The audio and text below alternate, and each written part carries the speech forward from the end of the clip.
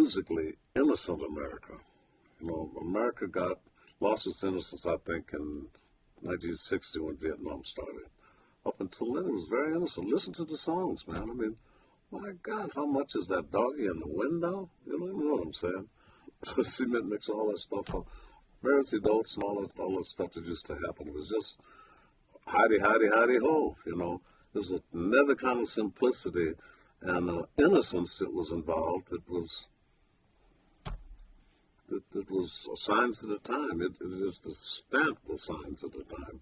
From Depression on, it was all reflected right in the music, Well, let's talk about the Apollo Theater for a minute. It's in Harlem, 125th Street. Bill Clinton's office now is 3 blocks away. Blacks could not even go in the Apollo until 1934. The Cotton Club. Blacks could not go in the Cotton Club. Just very few, the elite group could get in the Cotton Club. It was white only. Again, you're dealing with the mob, You saw Coppola's film in the Cotton Club. And it's, he went in with his big band, and he had Ella with him, and he's the one that introduced Ella.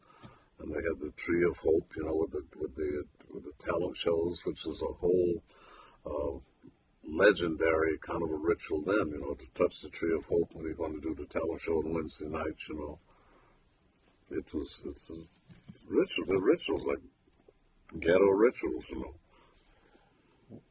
You say that now. That also brings up the point about dancing. Dancing? Dancers and dancing. Well, I don't think that could have been avoided. The dancing is I think that comes out of the soil of every country, and the dancing is part of being alive, and women more so than men. And to this day, I know when you get in the joint, they say, "Come on, honey, let's dance." They're on the floor, man. I don't care what shape you're in, they're going to hit it and sacudil some colita, shake some booty on the floor. It's in the New York minute. We just left it, and it's a very primal kind of a reaction, It's amazing. Was the a lot of the dances of our dances that became popular here came from Africa again. The Charlestons from the Ashanti village in Africa, Break dancing was influenced by African dancers and so on. That happened around, I guess around the Benny Goodman Quartet time, when we had Teddy Wilson and Hap and that. So, but it was very rare, I think Lena was with Artie Shaw or somebody, right? Yeah. And I think Maria Cole sang with a white band too, or with Duke. But it was very rare, very rare. In fact, that's my nickname for Clint Eastwood is Albino Red, because when Red Rodney wanted to go to the South with a black band, they had to call him an albino, and he had to sing a blues song and had to prove it. You saw the picture he made. It's hard to believe that now, but back then it was heavy stuff, man. I mean, it was real, Do you think the audience wouldn't take it. Nat Cole got his butt kicked in the South when he first made the tour. And all Jack Benny and all the guys that were sophisticated from the California thing would go down to help him with his TV show. But he gets tomatoes thrown at him and all kinds of racial things when he played the South, The movies were the same way. They'd put Billy Eckstine in Ships Ahoy or something. And for the South, they'd take that cut out. That's the way it was.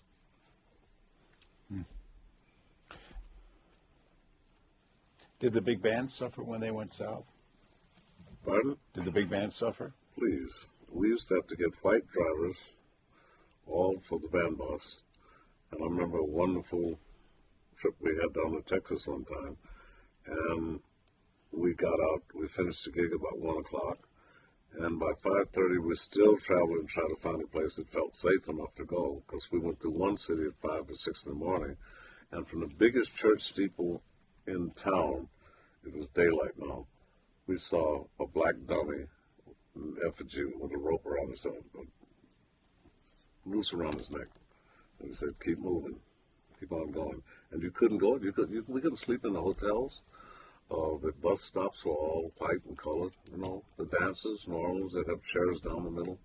It was You know, I didn't guess that. I saw that. That's where we lived every night. You know, and I hadn't seen it before. I've been living in Seattle, and I'd never seen that before. But it was. It was got so bad that one night, Jimmy Scott, who was my roommate, we slept in a funeral home in Newport News, right next to the coffins, in the funeral parlor. It's true. You couldn't stay in the hotel.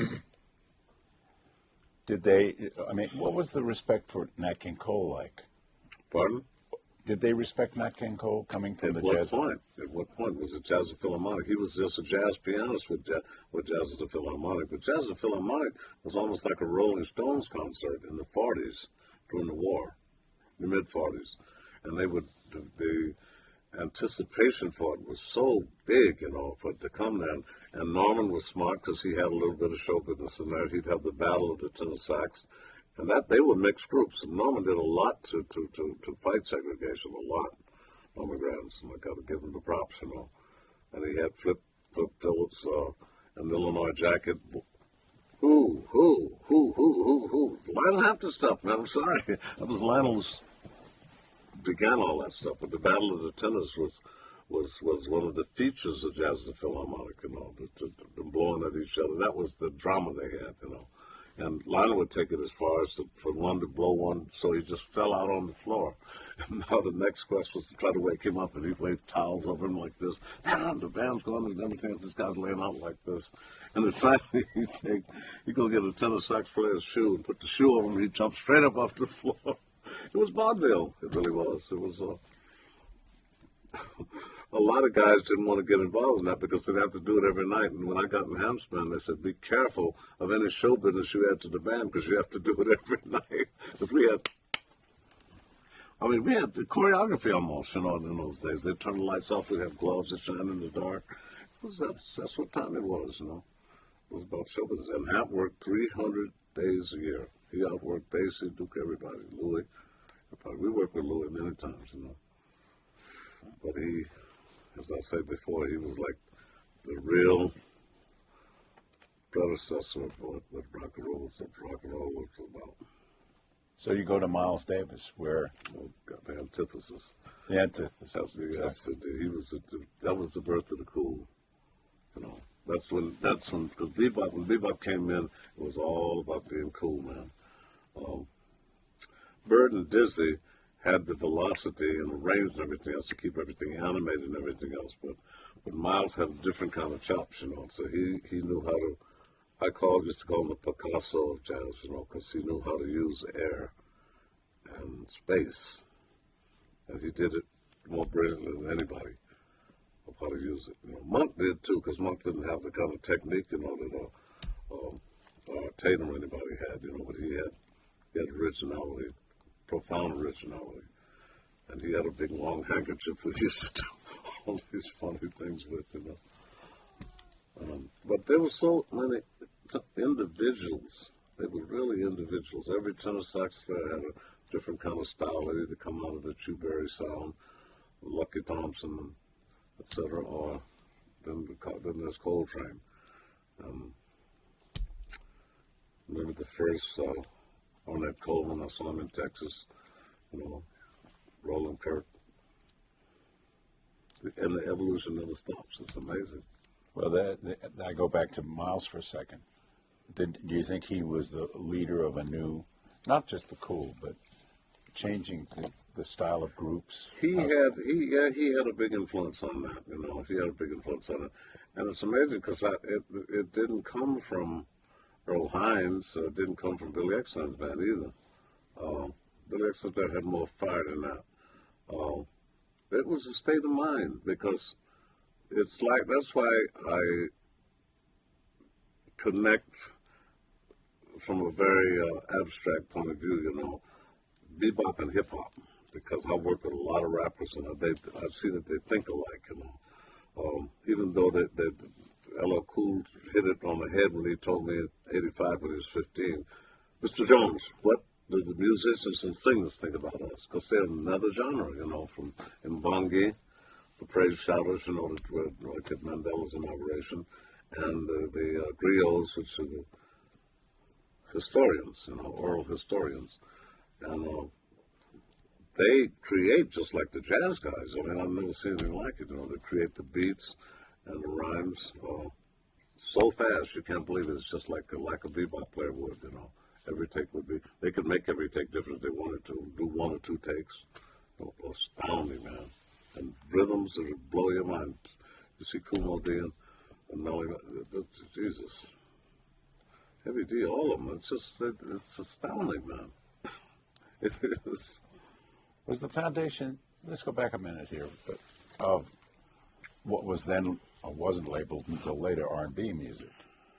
Because that seemed like a complete train coming up the country. What, R&B? Yeah. Yeah, but I have a hard time with those categories because it was called race music, and soul music, and black music, and R&B and stuff. I can't separate it. I mean, man, what's more R&B than Caledonia? Huh? Let the good times roll. I mean, that's Louis Jordan. That was way back in the mid-40s, Run Joe, all that stuff. I mean, that's R&B for days, And the Mitch, the Mick, to see the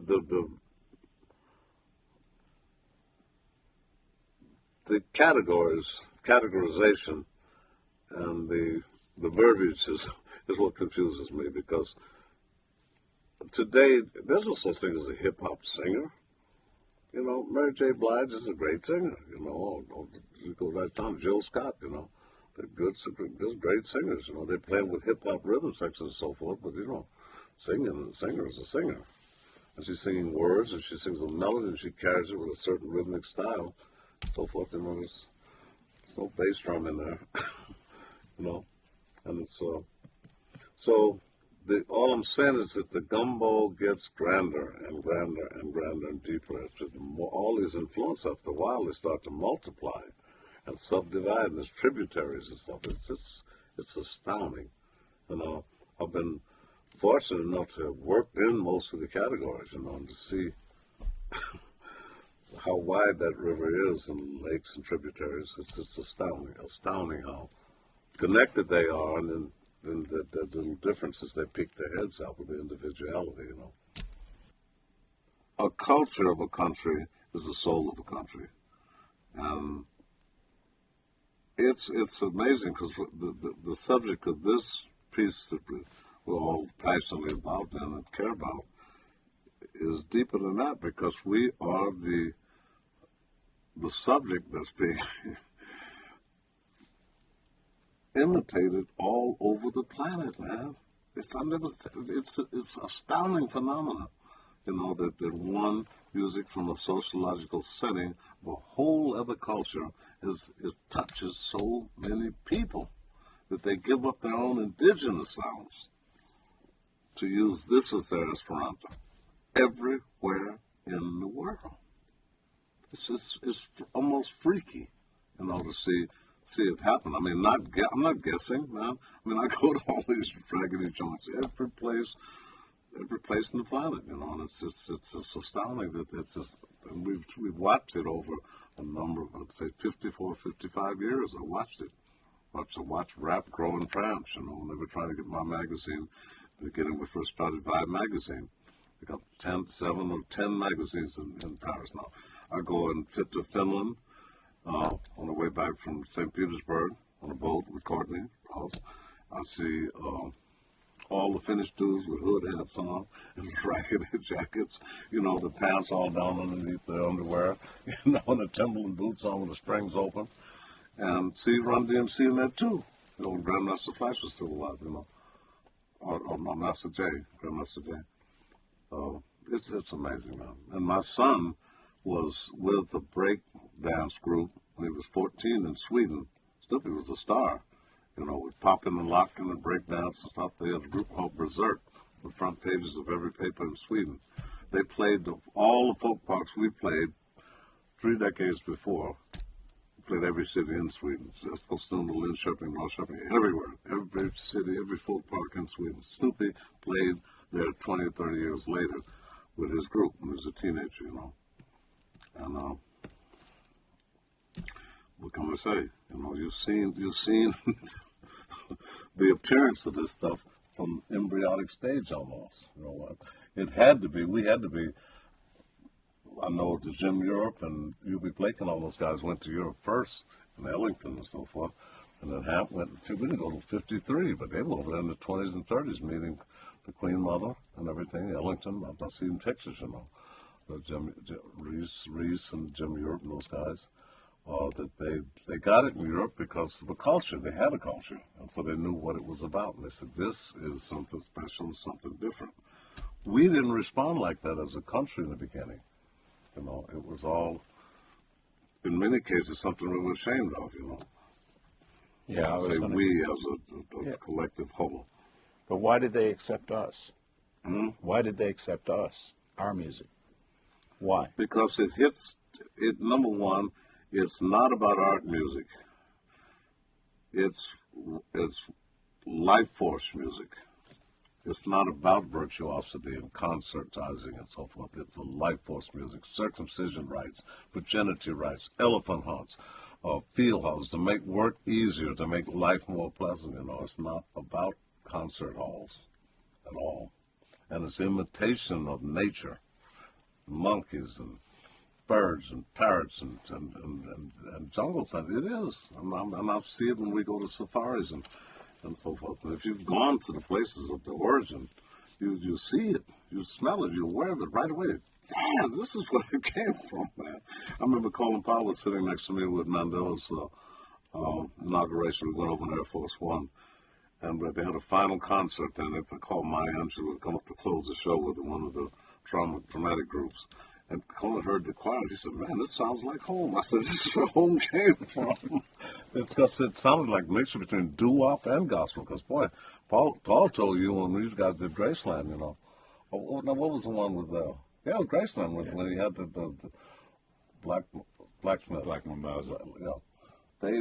He said that they couldn't even use microphones, those guys. They had 9 basses, you know. They just blow you out of the room, you know. And Colin said, "It sounds like home with doo-wop and everything." So that's where it came from. The percussion comes from West Africa. The vocal sounds, they're the masters of the vocal sound. South Africa. Nobody touches them. They got 300 singers down there sound as good as any singer we've got. It's astounding. And, you know, if you have constant interaction with all of them, you see it, you know. I'm starting to see in China now, man. It just blows my head off when you watch, you know, so whatever I'm getting into. And I remember back to Japan when they said they didn't play black music. That's when they had the Carpenters and so forth. Now, 3 years later, forget it. I saw translations in katakana in the newspapers of all rap vernacular, which half of it is from bebop, really. You know, but you talk about Cribs and Homeboy and all that stuff. It's not hip-hop, it's bebop. That's the young song, Basie Homeboy, and 70 years ago. Lids, Cribs, you know. Yeah. Do you think that because America, in a sense, had freedom, because we had freedom over here, do you think that we developed this stuff? Absolutely, and that's what the music represents. This is freedom. That's why in the Voice of America broadcasts that the people that were dealing with the communist regime before Perestroika and Glasnost, they were afraid that it would come and would interfere with the governmental philosophies. You know, gone through a little of that in China. You know, they'll get over it. And Don and I spent a lot of time with Gorbachev now, but he was a friend to me in '87 during the time that happened. But this man, in his 1,000 years of communism, in both countries dumped on him. You know, they had a big celebration for him at Althrop in London last year. I know. We went to dinner. I said, "I know this is in your honor, but let's not do black tie and white tie." And he kept his word, man. We were the only ones at this place with 3,000 people who didn't wear white tie. The Black Eyed Peas there and everything. All Fergie and all the Rogues and everything. Amazing guy. But this piece, this is our soul. Passport to truth. That's what this place is about, you know. Whether you came by Ellis Island or with the great yachts that came in of slavery. I'm being facetious, you know, in Virginia and Louisiana. It's freedom. Or you wouldn't conceive things like this, you know.